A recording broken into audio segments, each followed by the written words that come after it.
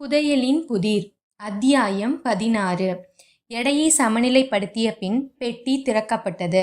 அந்த பெட்டியின் உள் ஒரு சிறிய காகிதத்தோல் உள்ளே இருந்தது. மங்கலான சரத்தால் அது கட்டப்பட்டிருந்தது. பார்த்திவ் கவனமாக சரத்தை அவிழ்த்தான். அந்த காகித தோலில் பண்டைய எழுத்துக்களில் எழுதப்பட்ட ஒரு இரகசிய செய்தியை படித்தான். அதில் சத்தியத்தை தேடுபவர்கள் அஸ்தமிக்கும் சூரியனின் பாதையை பின்பற்றுவார்கள். பயத்தை எதிர்கொள்ளுங்கள், பின்னர் பொக்கிஷம் உங்களுடையதாக இருக்கும் என அதில் குறிப்பிடப்பட்டிருந்தது.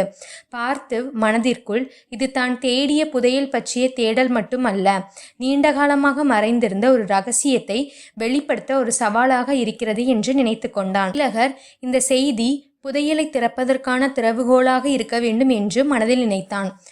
பார்த்திவ் திலகர் மனமாற்றம் அடைவதை கவனித்து விட்டான்.